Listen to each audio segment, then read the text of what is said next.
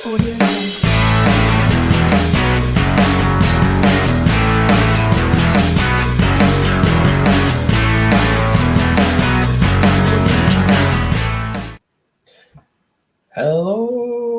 everybody. Jamie, come on.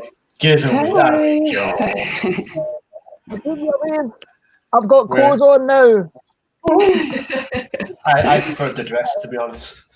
Let's be fair. Yeah, I like I the wings, keep Jamie. I like the I wings. was going to keep it on for the podcast, but I felt as if I breathed the wrong way, I was going to burst the tits. Well, after all that training. After all that training, still got a wee bit to go before my Saturday nights come back. Hey, it's what it is. Oh, look, Jamie, it's picking your nose. I'll make it pick my nose. There we go. Oh, no. I'm moving a bit.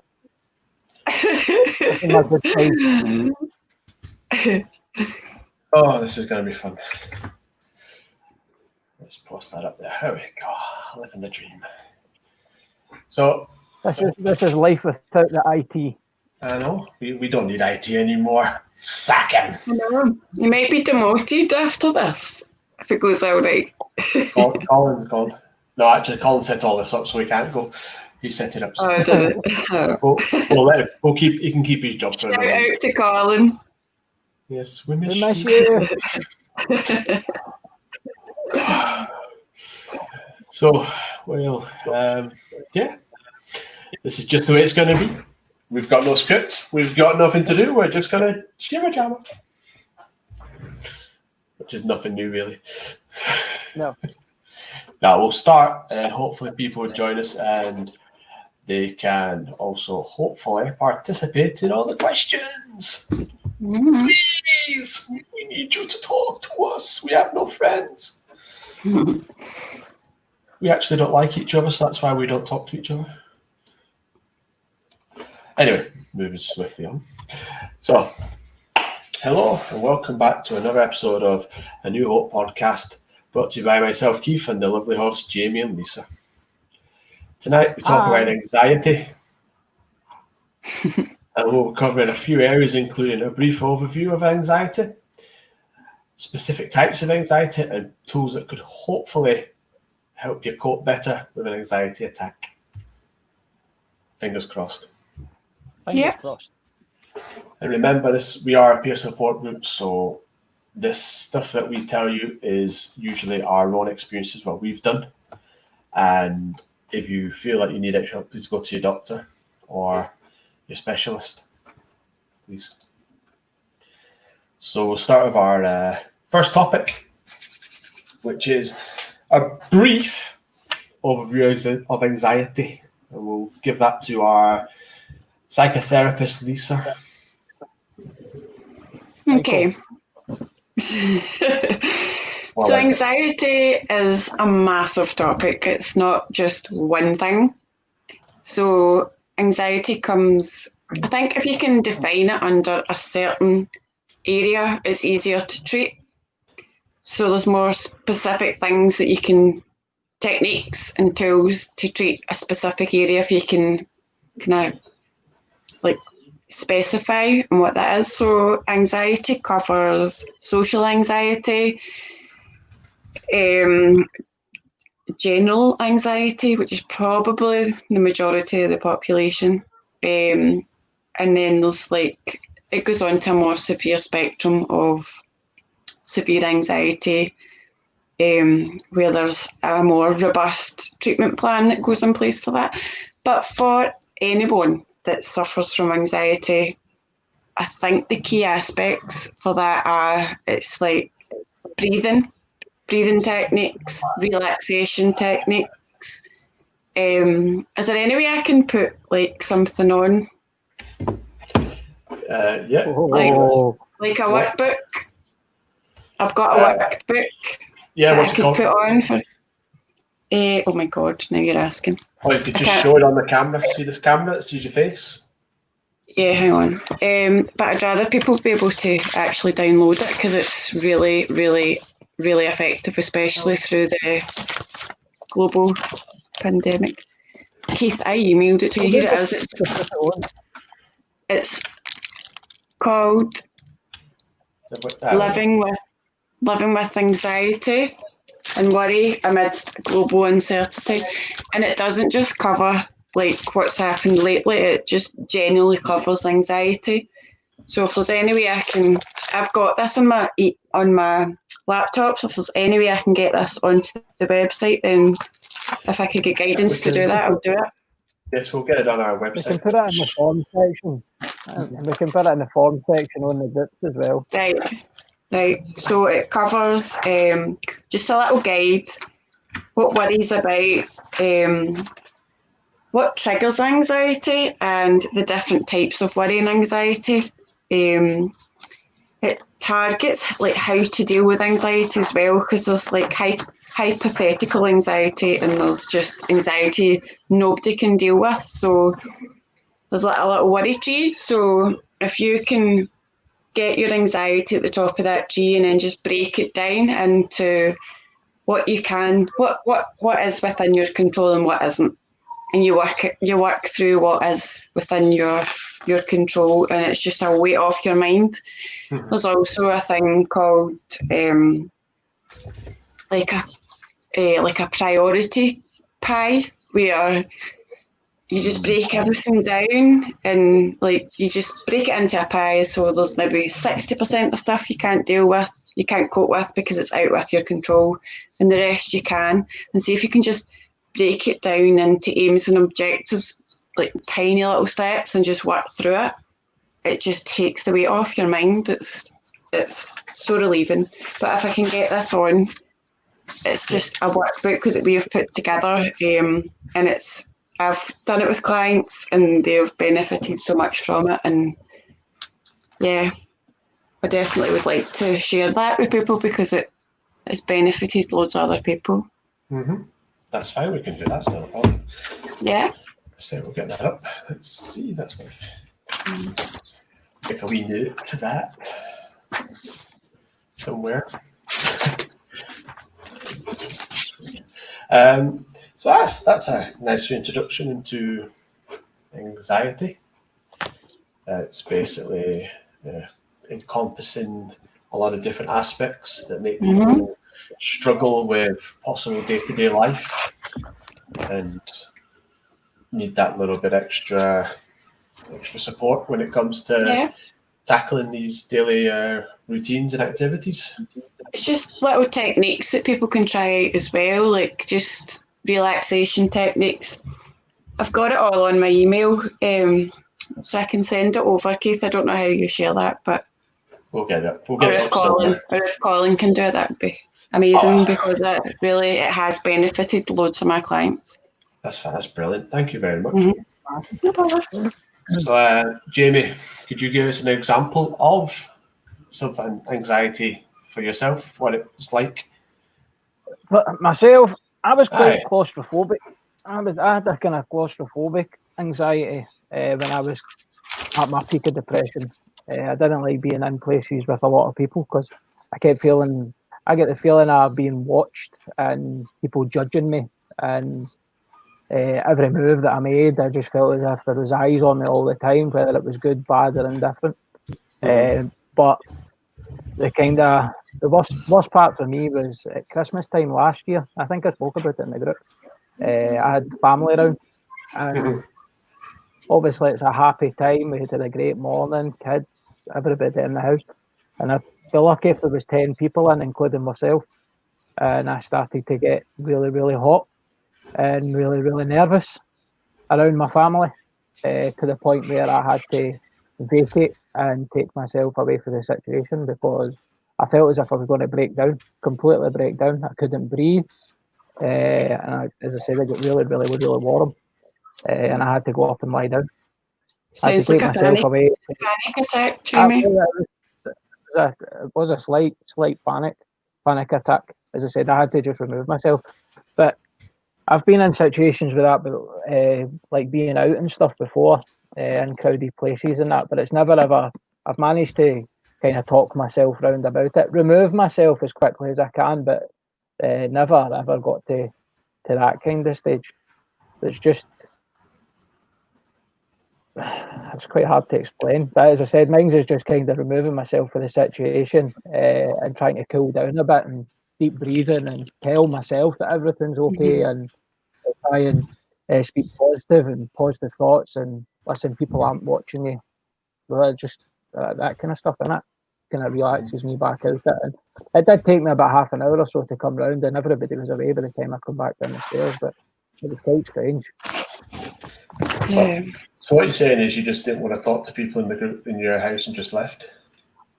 That's the one. That social claustrophobic anxiety where you use a panic attack to get out of a social situation that you don't want to be in. Of course. That's how I do it all the time. In all seriousness, I suffered from proper panic attacks in my early 20s when I first started uni. And I used to, it was horrific. It was horrific. Yeah, I used to think I was dying, and I would have to leave lectures and go and sit in a toilet cubicle on the floor till I calmed down, till I talked myself out it. And I used to carry a paper bag, which is not recommended anymore to control your breathing, but it was horrible, honestly. And I was in Glasgow, so it wasn't like I was anywhere near home.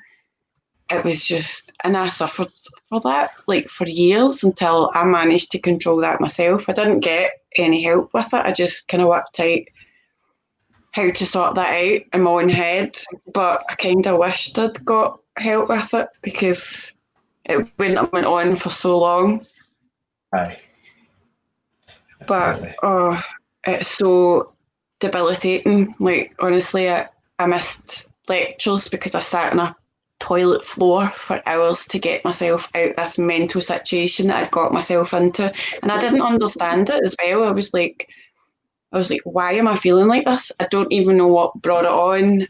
Like, back then I didn't know what brought it on. I understand now what brought it on, but it was just the most horrific thing. And anybody that suffers panic attacks, I've got every empathy for them because they are horriblest things on the planet.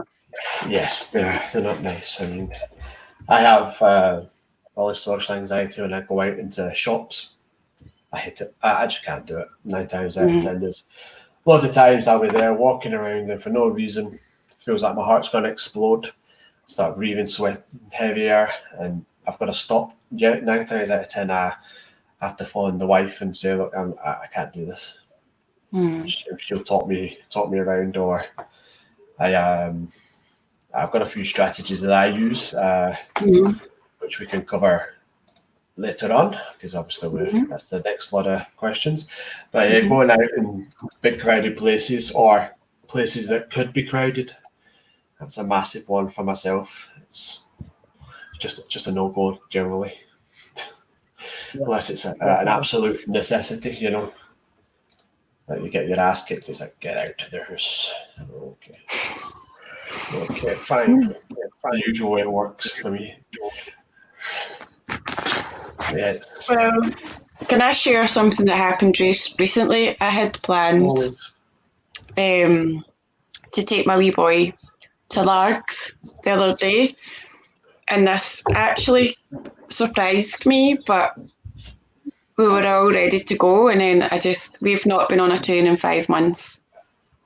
I do drive, but I just don't have a car just now, and we got ready to go, and I was like, do you know what, I can't do this. I just felt really anxious, and I also thought, I don't know where that came from. I didn't expect that. So I just chose not to do it that day. But then I thought, talking about strategies, exposure is the best thing for anxiety. And I just thought the next day, no, you need to do this. You need to get up, you need to go on that train, and you need to do it. And it's the best thing I've done because we had a great day out in Largs. And now I don't feel half as anxious as like going on a train. So, and the wee man had a great day as well, which made me feel really good. But that was something I didn't expect. I think the thing with anxiety as well, it's not. It just creeps out of nowhere at times. So when it does, people are like, well, what is that? Yeah. So that was totally me, because I thought I had overcome my anxiety and my panic attacks in my 20s, and then that didn't come back to the extent that I had in my 20s, but it stopped me going out. Yeah. And I was just like, I did not expect that. But then I thought, do you know what, I've got the skills now to know how to deal with that. So I just exposed myself to it, and it was fine. That's the thing that people probably need to remember the most with anxiety is nothing's going to get you. Nothing's going to hurt you. Yeah. Nothing's going to do anything that you feel it's going to happen. Well, 9 times out of 10 anyway. It's just, as you say, graded exposure. Yeah. Little at a time until you feel like you need to move on, or don't feel as bad. It's probably the best way. Baby steps is the best. Baby steps. It's always baby steps. That's our motto in A New Hope. Baby steps. How about anybody watching? Do you have any examples of anxiety attacks or things that you feel if you have anxiety when you have an anxiety attack? It'd be good to get some feedback from our viewers. Yeah. We want to be interactive. Talk to us, please. We need friends. We will. They will. If you build it, they will come and all that. If you build it, they will come.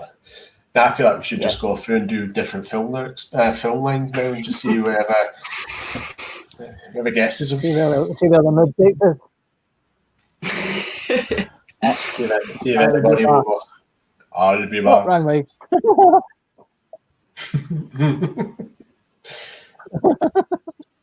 How about this one? I don't know if anybody will get this one, but I know who'll shoot her in the leg. No. Who'll shoot her in the stomach. No. Who'll shoot her in the head. It's empty. That's from Universal Soldier. Universal Soldier. Oh, I'm not seen it for ages. I love I'm not that. one for watching films. I'm hopeless. Okay. Fair enough. on that note, we'll, Next, please. next one. Look. How beautiful is that? Ding dong. We'll move on to our second topic, which is specific types of anxiety. This one will just get like a wee example from each of us. Just maybe the usual, the biggest one, or if Lisa feeling a little bit adventurous, she can go for one that's not as common as the rest. So we'll start with Jamie. Just because he's like, don't look at me, don't look at me. Like he's still going, don't look at me. Oh, I'm hoping that you just stop. Never. Nope. Do you want to start with me? Okay, we'll start with Lisa. I told you this is my forte tonight. As Jamie hasn't done his homework. I kind of touched on it earlier anyway. It was like there's social anxiety, which is a massive thing now with the COVID-19 thing.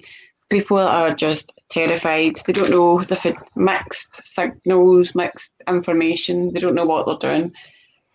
They don't know whether to wear a mask, not to wear a mask, where to wear a mask, not to wear a mask. Oh, it's just crazy. But anyway, it's caused massive anxiety amongst probably, I'd say about 70% of the population. That's not research, by the way. That's just my opinion. But yeah, so there's that. Yeah, there's that, and there's general. There is an absolute DSM condition, diagnosed condition called generalised anxiety, and what that does is just cover everything. So you're just anxious about everything. So you'd just be anxious about going out, staying in, thinking about tomorrow. It just takes over your life, and that's a massive anxiety. And it means people probably don't leave their house because they just have this anxiety about everything. So they just overthink absolutely everything that's probably not going to happen. Aye.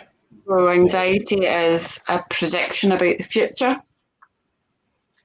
So that's just people like being anxious about their future. They're predicting it, but isn't a reality that's probably not going to happen. Yeah. But there's loads of tools that you can do, loads of work you can do to overcome that. So people that are watching and listening, it's not something that's not overcomable. It's absolutely achievable, and I've seen it with my own eyes. With CBT therapy. You smash it, and it's not like you're not in therapy for ages. It's like you're in therapy for, depends on your level of anxiety, but probably 16 weeks is a max, which is also affordable. But peer support is the way forward first, so that you can decide what you want to do. And I think this forum is, honestly, it's just amazing, and it's the way forward for people. I agree, but I'm a little biased. Yeah. So, Jamie, have you done some homework? No, Or should I go? no. I've got a phobia of this. I've got an anxiety phobia of this bird that keeps on appearing in front of my face. He's trying to raise you. I feel like it should be tattooed onto you. It's I'm trying to gonna need raise to you get from it. the ashes. I'm going to you need to thinking. get one right there. Well, on that, what about phobia is a form of anxiety?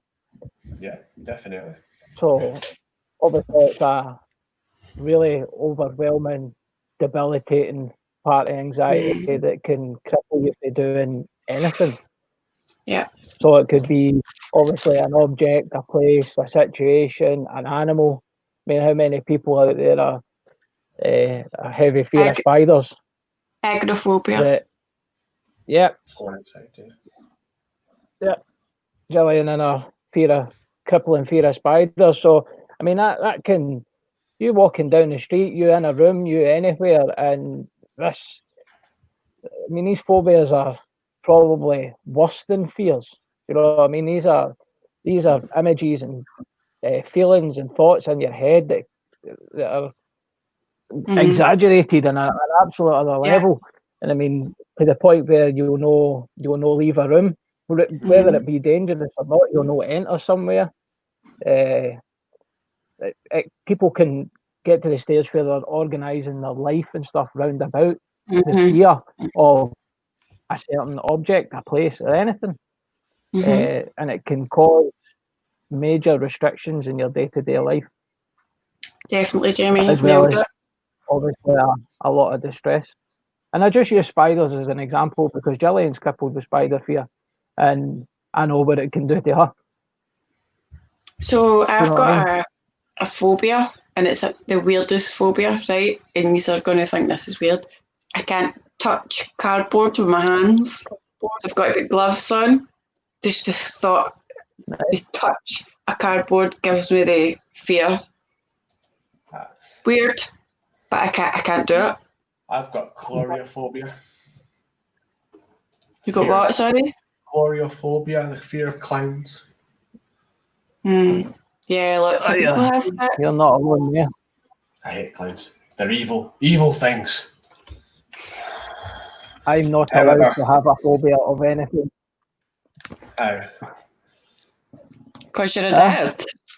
Well, I did have a spider phobia, and then me and Gillian got together, and I'm not allowed to have one anymore because somebody needs to deal with the spiders and us. The two is dancing about like big cooties. Do you know what?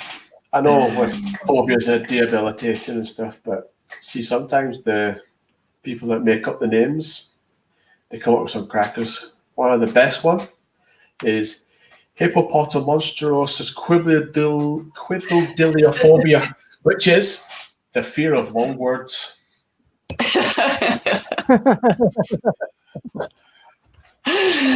It's good. Sometimes they have a bit of a laugh.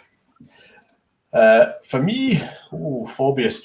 Two that I think not a lot of people think that are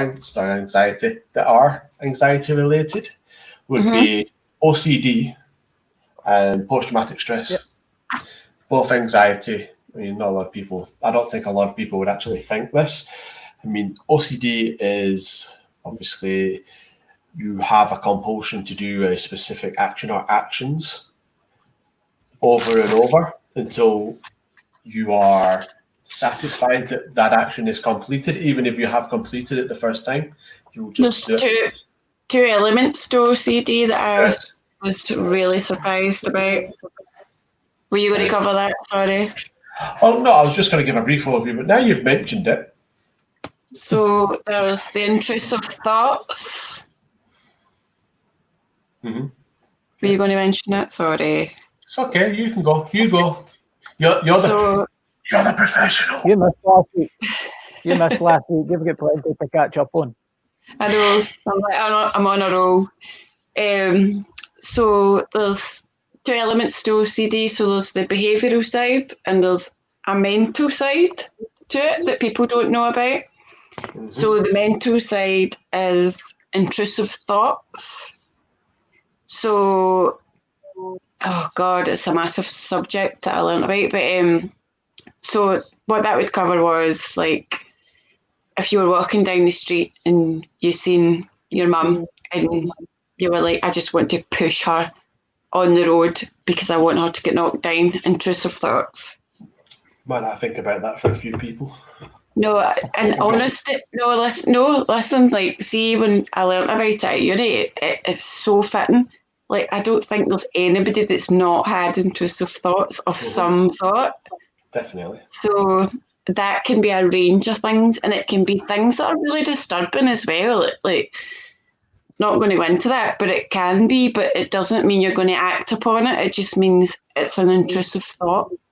But it troubles you, which then elicits a compulsive behaviour to try and erase that intrusive thought. But that's not always the case. So it's called pure. It's a different diagnosis from OCD. So OCD is the compulsive behaviour that is a ritual just because of lots of different psychological things that your therapist would deal with. But pure is a completely different thing. So it's the intrusive thoughts that then elicit a behaviour to stop you doing that. So, for example, I had a person that spoke to me who had intrusive thoughts of stabbing people in the street. He wanted to stab people, but he didn't actually want to stab people, so he just had that thought. Yeah. Then we did cognitive therapy around about how he could control that thought so that he didn't actually elicit that behaviour. And it worked. It totally worked. Super. So it's crazy, but no, it was all his. Listen, I was just a facilitator. He did all the hard work, honestly. But it's just all about, like, educating people as well. Like, that boy didn't even know what that was he was struggling with. So when I educated him, a wee bit of psychoeducation, I said, well, do you know what? This is what this is. And he was like, right, okay, I get it. And then he was willing to work through it. But if people don't have that knowledge, then they just blame themselves. They think they're freaks. And that's not the case. Absolutely nobody out there are freaks. They just need to understand their thinking and get a wee bit of help through it. I think most things a lot of people don't actually understand when it comes to mental health. They think that there is something wrong that can't be fixed, or there is something that Well, And I think it's reinforced by their lack of support as well. Like people's families don't understand and aren't willing to understand. They're just like, I'm not dealing with that. To be honest, if it comes to mental health, I mean, not all families, but most of the people I've talked to in groups have found that their families are actually the worst people to talk to, because instead of helping, they generally either blame themselves and say, what have I done wrong, or just totally dismiss it. Now, I'm not saying that's just a generalised view. That's not every family. Yeah. That is not every family. It's just the people that have come to A New Hope and have discussed this with us. Yeah. I'm sure they won't mind me saying. And the other one is post-traumatic stress.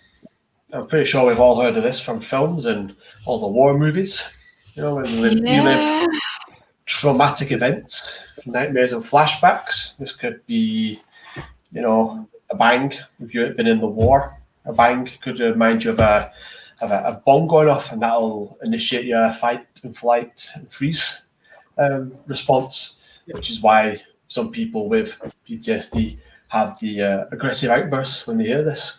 It's sort of like, got to move, got to do something. Obviously, they're not in that situation, but that feeling at that particular time makes you go back to the way you were. You feel like there's a bomb just literally gone off next to you, so it's like shout, move, or get violent even. Not because they want to be. Aye. Not because they want to, but yeah, exactly. It's like I've got to get out of here, and the only way I can get out of here is get through you, sort of idea. Yep. Obviously, war is not the only PTSD cause. You know, you could be assaulted in some sort of way, shape, or form. If there's health problems that you've had that could be like life-threatening at some points, that could also, you know, you've been to hospital and you've had a life-altering operation beforehand. You know, that could cause the PTSD. Childhood traumas, an accident. You've been in a bad crash, or you know, something fell near you or whatever, like a building collapse or whatever. These are all sort of things.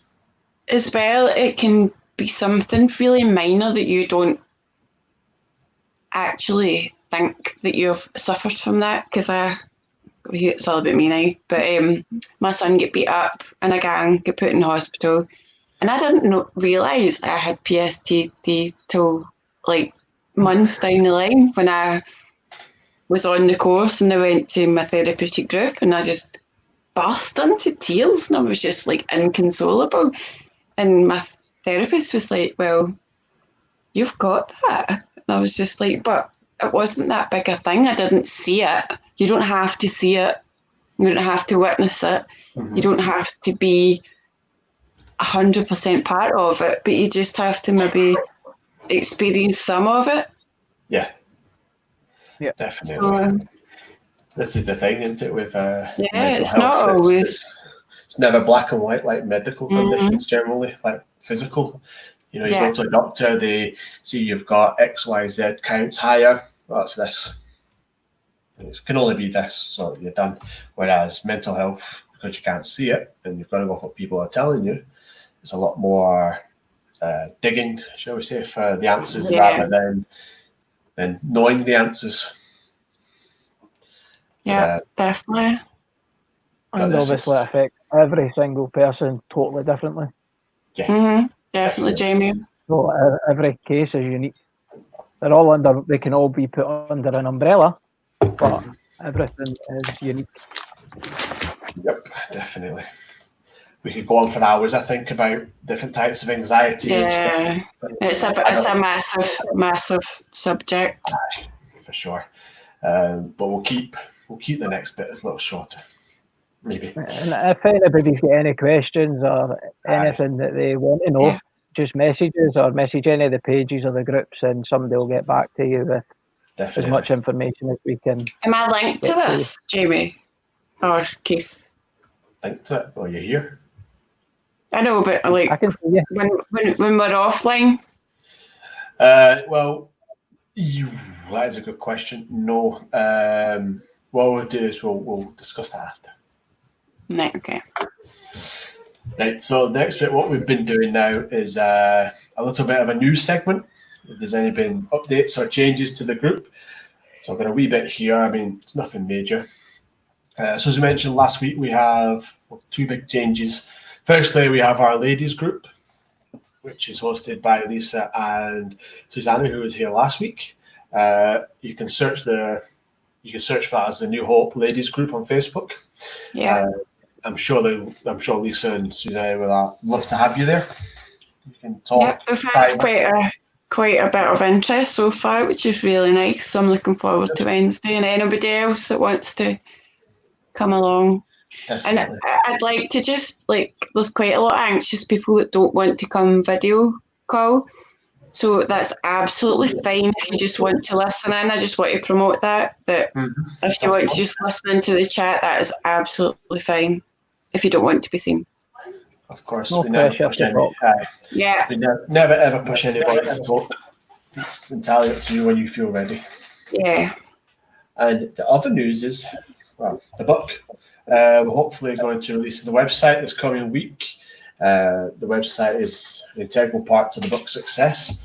As anyone who's willing to help, which hopefully we'll get a few folk, by adding their story, we'll be able to add their story in the members area and get feedback on any changes needed. I elaborate on X, Y, Z. Also get updates from the group and the book on the forums that we'll have set up as well. That is really it for now until we get things swinging with everything else. It's exciting though, okay. Yes. Oh, no, it really is. It is. But, I can't really say anything else about it. I want to go on it for hours, but, I'm sure everybody get fed up with my voice. On the video, 6 hour long video of me talking about a book. I'm sure they'll be going, "You haven't wrote it yet, shut up." So that's the news segment. Again, we want to hear back from people watching for the next bit, especially. This is a good wee bit that anybody can join in, which is tools for coping with anxiety attacks. Any sort of tools you have, or any, say, rituals or things you do when you're having an anxiety attack. Is that for the public or everybody? Anybody and everybody. I can add to that? Well, I'd assume so. I mean, right. You are here. That's what you're here for. Right, okay, but I'm not very good technology-wise, you know that. We just learn. This is pretty much self-explanatory. You're here. You contribute. Okay, Keith. Hey, whoa. Jamie, do you need a few minutes? No, I've already talked to you about my coping mechanisms for anxiety. You should have shut me up at the beginning. Well, you just like to prattle on, so I just like to. I sometimes like to enable these things. Right. Okay, I'll start then with my own. I have grounding techniques, which I use an item totem if you want, if you like. If I'm ever having an anxiety attack, or if I actually just out in public, I have a 25 cents coin, which is my second one, which I rub to make it feel like I know everything's all right. I'm here, nothing's happening. It keeps me, basically it says grounded. It stops me from having the thoughts of, oh my god, this is going to happen, that's going to happen, we're going to do this. It just makes me realize that everything's fine. I'm here. Don't worry. But it doesn't have to be something you have on you before. Jeez. I'm the fast course.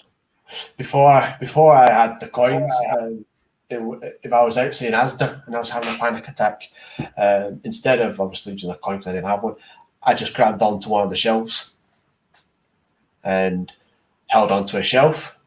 It just acts the same way. It's something there that's always there. Nothing's happened. It keeps you thinking that everything's out. Focuses the fact that you are fine. The other one is, if I'm not too bad, is the engaging your 5 senses. So, like I said, touch. You touch something, touch 3 or 4 things, 5 things, smell different things. But make sure you take the time to smell it and register you smelt it. So don't go, that's done. It's like taking your time to pick out a smell and registering. See 5 things, again, making sure you pay close attention to what you're looking at. Taste 5 things. Now, in a supermarket, it sounds daft, but you can't taste things in the air. It could be a taste of the fruit. You know, sometimes you get that wee, there's the bananas. Smell, taste, touch, hear things. So that could be a shopping cart going by, or the old grannies talking behind you. But again, making sure that you pay attention, because what that is that's tricking your brain to go back from the reptilian brain, which is your fight and flight syndrome, which is what anxiety is. You kicks that off to the frontal lobe, which is your logical part of your brain, which makes you think, okay, nothing is actually happening. So it's tricking your brain back to normal, you could say. They're my techniques, and personally, I think for me. Keith, Now, see, do you just on know, that, no, Keith, hold on before Lisa starts talking. I've never been this popular. Yes. Which one is first? You just brought something to head there. One of my grounding techniques, and I don't know if you remember this, Faye, when I first came to group, was this little object. I do remember that. Actually, So there's my clicker at the back, my wee gamepad, and anytime I felt as if I wasn't coping with just myself for whatever situation that I was in, this was always in my pocket, and it was always good to just take it in the hand and push buttons and flick things, and just kind of get to take your mind off of the situation at the time. And this went everywhere with me for a long time, and it always sits in my drawer just in case. And it just, when you said there about grounding techniques and touching things, and I'm glad my wee fidget pad. Right. I remember you having your first handful of visits. I occasionally noticed things. Yes. But no, that was it. Between that and, as I said, just my mine's is just making sure, depending obviously where you are, and it's safe to do so, just taking time away and closing your eyes and trying to picture your happy place and deep breathing techniques, and just take yourself to somewhere where you know is safe in your head, whether it be a beach or an holiday. That links in nicely to what I was going to say, Jamie, about safe place imagery. What a segue. Why don't I do that? Do you want me to do that next week? I'll talk you through it. Oh, what were you next week? It'd be a partner in crime, was it not? We're not doing turnabout. We're just deciding between us, but I'll be here every week, okay? Oh, yeah. I'll do safe place imagery next week, and honestly, it's the only thing that connects with me, to be fair. Mm-hmm. I'm not good at like relaxation, breathing stuff. I just don't connect with that, but see safe place imagery, it's just different, and it totally works for me, and it's worked for every single one of my clients so far. I'm going to say it's a good technique. If you it does link to what Jamie was saying. It just takes you to that place where you feel safe.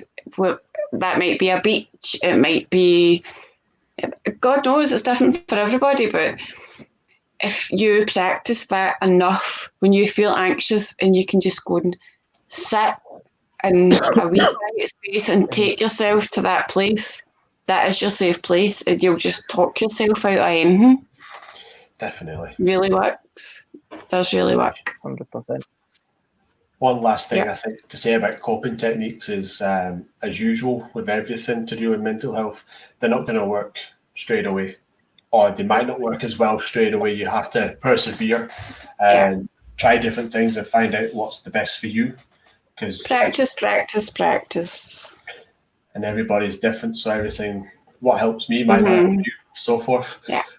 But if it doesn't help straight away, there's loads of other things you can try, as well as just carry on for a few weeks, see if it works. It's your best bet.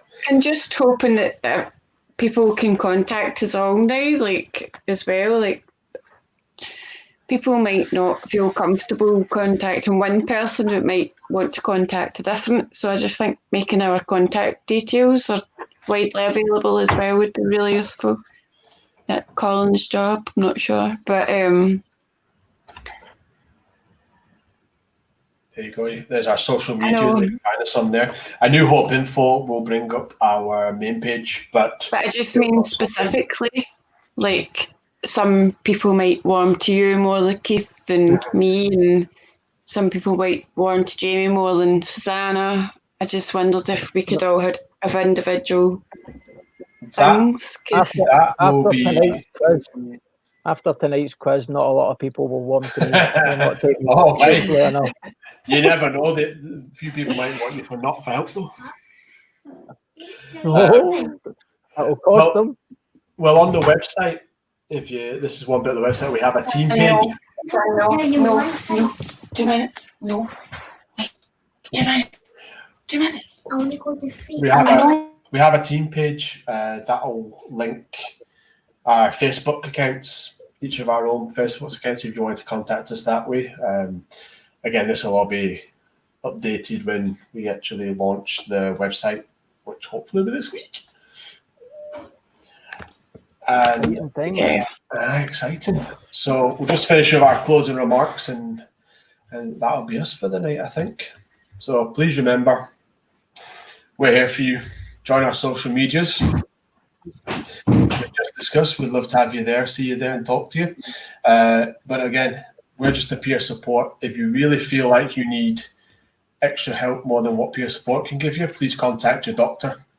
They're there for that specific reason to help you. And if you're in you can also contact us, me and Susanna. You can. I didn't want to plug you two. You didn't. Okay. You can. If you are in a crisis after Susanna needs to talk to you, you've always got your doctor. You can always call the emergency services, and get them out in there again. Not just there for the physical stuff. And thanks for joining us again with our very band of people. And remember, please share, subscribe, and all that lovely stuff, and keep up to date with us and join our social medias. Night. And hit the bell icon. Take care. Oh, the bell. Take care, everybody. Bye, everybody. Take care. Audio